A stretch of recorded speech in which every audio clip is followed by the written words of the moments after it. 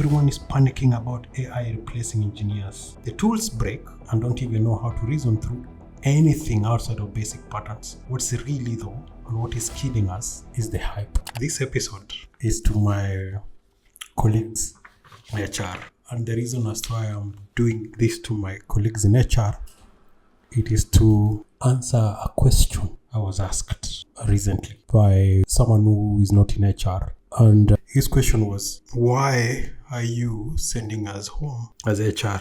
And like any other normal HR professional, I try to defend it. However, that raised an issue, which I decided to go a little bit deep to try to understand what is the reason as to why we're letting people go home because of AI. So HR. AI is here. I think it's changing, it's making work easier. There's a lot of talk about changing how we work and taking jobs in future. Either I am crazy or I am naive, but I think it's overhyped. I've lived through a generation when the internet was coming up. The early 90s, mid 90s, early 2000 to my country. Probably in developed country, they had already embraced it. But there was this talk about the internet is going to change our work, it's going to do away with jobs. And somehow in fact, the contrary, it created more jobs. Indeed, there were jobs that disappeared forever. Like a technician who used to repair typewriters. However, they are technicians for computers. So that, I think we are at that phase. And again, in future, when you read or look at this video, maybe I'm wrong, but let me go with my instinct. So as an HR manager, navigating this current technological disruption, I have observed something that is increasingly frustrating. This is the panic around artificial intelligence, or otherwise it being used to drive erratic decisions. And I think it's overhyped and is not being used to drive actual capability. But at least it's being used to enhance the reputation of something, change something, justify a reason for business. Let me be clear. AI isn't replacing most of our workforce, but at least not yet. Okay. What instead it's doing, however, it's changing how we work. This information is important for HR professionals because our responsibility is to cut through the noise and lead organizations with clarity and provide strategy. And of course, our key function are the people who work. Now, here is the truth. The real disruption of AI isn't AI itself, but I think it is the hype around AI. And in many cases, that hype is being used to justify harmful, sometimes short-sighted decisions. So, and this is what I'm saying. The real threat, I think, isn't AI, but panic. And while researching for this, I went online and I saw this very interesting comment from someone who is an engineer. I'm going to read. Everyone is panicking about AI replacing engineers. The tools break and don't even know how to reason through anything outside of basic patterns.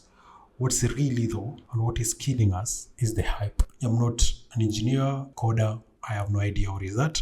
But there's so much hype about AI replacing computer engineers, software engineers. This guy was trying to say, actually, no, it's too soon. It will, but it's too soon.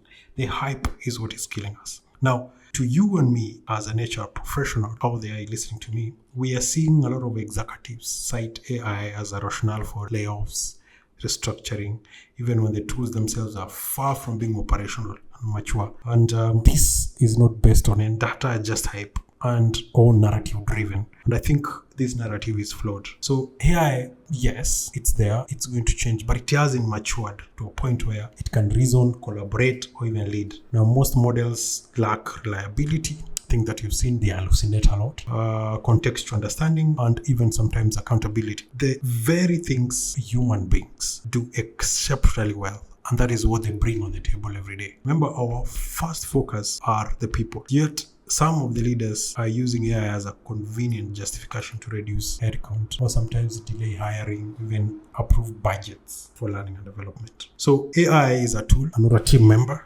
That is the HR perspective I think we should take. Because yes, AI can change the workflow. It can improve speed. Now it's doing it so well. It can automate routine tasks, even augment some decision-making processes. But that's a far cry from saying it can replace our workforce. So I'm going to give an example in HR. If you're hiring, of course, right now there's so much hype about using AI to quickly sieve CVs to reduce the number for long listing and short listing, which is brilliant. It has made work easy, hiring turnaround time extremely fast. But we must understand that that does not mean it's going to change the job of the recruiter.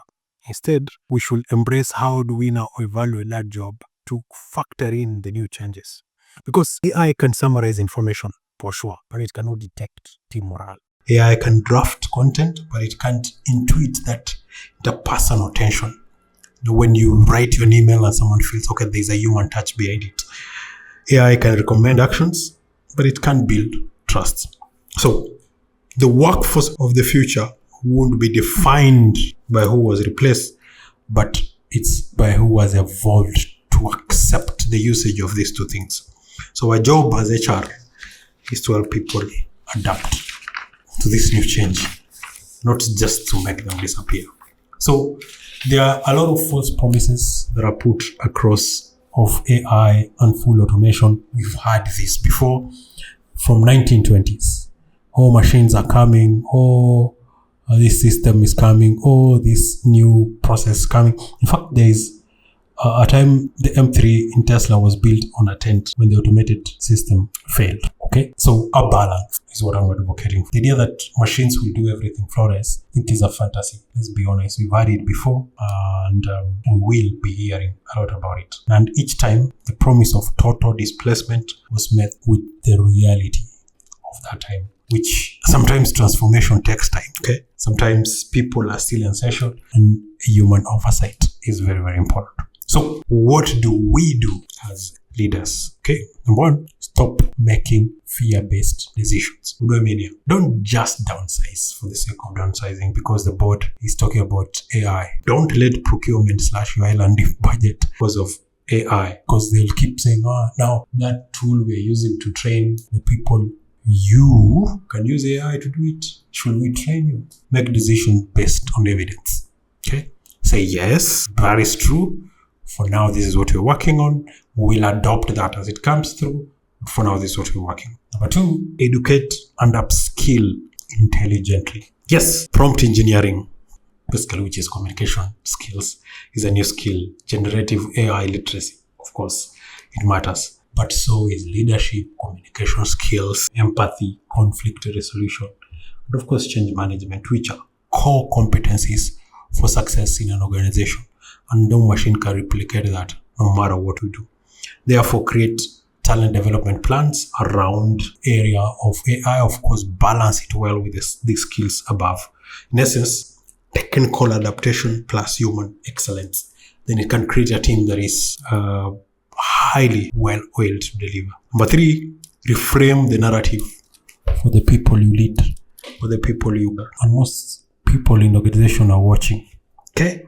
They're worried, they're confused. So it's you to take up the job and provide some perspective and direction. So what is it that you can do? Tell them this now. This is how you give perspective. Say, no, AI isn't here to fire you. To make your job better, to make it easy for you. Yes, AI is going to be part of your toolkit for everyday delivery. Yes, we are investing in helping you to adapt to this new environment.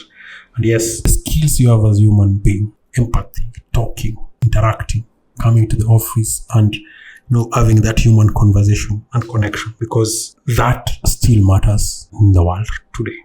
So clarity here in point 3 helps build trust. And of course, trust builds the resilience to make it easier and ease the tension in the office. Number 4, please hold these executives accountable to ethical implementation. Okay? Try to push back. I know there is this notion about HR that their function is to protect the executive and the organization to some extent. But again, our role is to help everyone in the organization feel that the organization cares for them. So when an AI is introduced, demand at least a little bit of impact assessment. Who benefits, who is displaced, and is there support that is needed? And why is that very, very important? It's because it will allow you to plan well and even communicate better for anyone who is impacted. Okay? Just don't use the AI transformation as a free pass to undermine most of the things that you put in place to support colleagues. Job losses are expensive to the organization. True. AI will make it easier, okay, cheaper, more efficient. However, losing a job is extremely painful. And as HR, you need to know that, hey, these are human beings that have worked 10 years here, 15 years, 20 years. The least you could do is provide a way out. And that is why it's important to understand and push back a little bit to the executives. Okay? So as I come to almost the end of today's episode, the real future of work is human plus machine and not human versus machine. And that is my strong belief. Because while computers were the thing in the 90s that were going to replace us, we came to discover they actually didn't. There are a lot of companies that have come out of computers and internet. Billions of companies. Actually, I'm sure the biggest companies, top 10 biggest companies in the world, half of them probably are internet-based or even more, which means the internet end up creating jobs and AI will be the same thing. So it's tempting for organizational leaders, executives to romanticize this AI as an easy button, a fix for inefficiencies, a silver bullet for productivity, but really leadership requires confronting this complexity. Okay. Now, truth is, some leaders, they say that they know how this AI will turn out to be. A lot of technicians, a lot of business people, these AI startups will tell you they know where the future will be. Tech as a whole, okay, is creating a need for its product. But I can tell you no one knows in 20 years, in 10 years, in 5 years, what will happen. I'm willing to promise you that there are companies today, okay, if you told someone that in 10 years they'll be gone, they cannot believe. But I'm sure there'll be one company that will be gone even after embracing AI. Okay, so my final word to HR colleagues out there is that we sit in crossroads between the people we care for and the transformation that is coming. Our responsibility is not to chase these trends blindly, but to guide our organization in during these uncertainty times with vision and care. Okay, the real danger is how we react to it, to this change, because if we react in fear and haste and neglect the thing that makes people, then we will end up losing them. Because AI is just a tool. But trust me, the biggest strategy in an organization is the human resource.